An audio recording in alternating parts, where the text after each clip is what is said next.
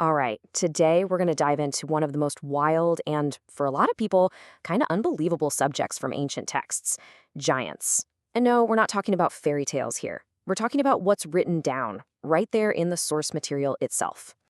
I know, it sounds like something straight out of a fantasy movie, right? But here's the thing that's so surprising. The source material doesn't treat it like a myth. The language is incredibly direct about their existence, and that's exactly why we've got to take a closer look. And this goes way beyond just David and Goliath. These stories are actually sprinkled in a few different places, and they describe a world that was, apparently, home to some truly massive figures. So, where do we even start? Well, you have to go right back to the beginning, to the book of Genesis, with this really mysterious group known only as the Nephilim. Their origins are just completely shrouded in mystery. You know, the name itself is our first big clue. Nephilim comes from a Hebrew word that means to fall, which is why you'll often hear them called the fallen ones.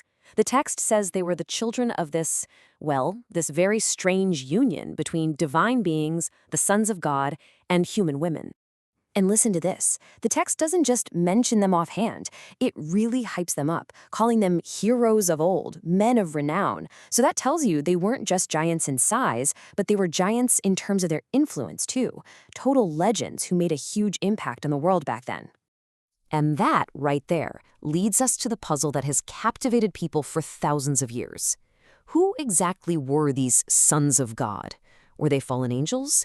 Maybe a line of powerful ancient kings? The text never really says. And honestly, that ambiguity is what makes the whole story so compelling. Okay, so let's shift gears from the mysterious Nephilim to the most famous giant of them all, the one everyone knows about. It's important to realize, though, that he wasn't just some random one-off. The texts mention entire tribes of giants, like the Anakim and the Rephaim. Goliath was basically the last great champion of this lineage, the Philistine warrior Goliath. Just let that number sink in, over 9 feet tall.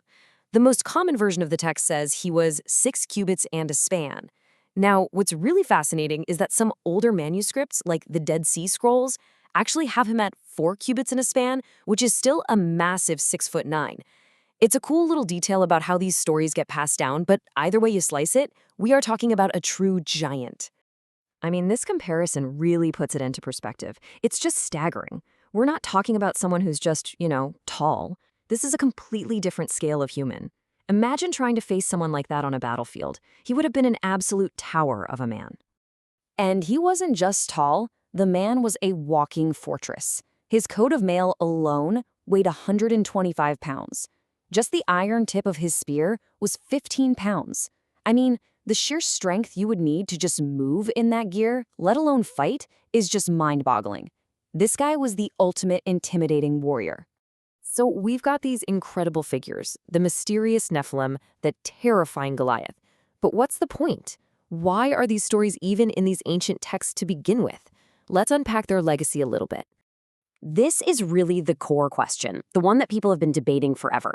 Are we supposed to be reading a literal history about giant people, or is there something deeper, something symbolic going on? Or maybe, like with a lot of ancient texts, it's a little bit of both. And the interpretations are all over the map. You've got people who argue for a literal reading, that these were just real accounts of unusually large people. Then there's the whole theological angle about fallen angels. On a metaphorical level, giants could just be a symbol for any huge, scary enemy, like a powerful army. And what's also fascinating is how you see these giant myths pop up in so many other ancient cultures too. But here's the thing, no matter how you choose to interpret them, their role in the story is crystal clear. The giant is the ultimate test. It's the impossible challenge made real. Think about it.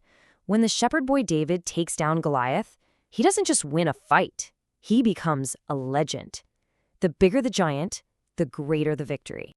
And that's what makes this so cool. The story of giants in the Bible is this powerful reminder that even the texts we think we know really well can hold these surprising, complex stories just waiting under the surface. It really makes you wonder, doesn't it? What other forgotten stories are still out there, just hidden in plain sight?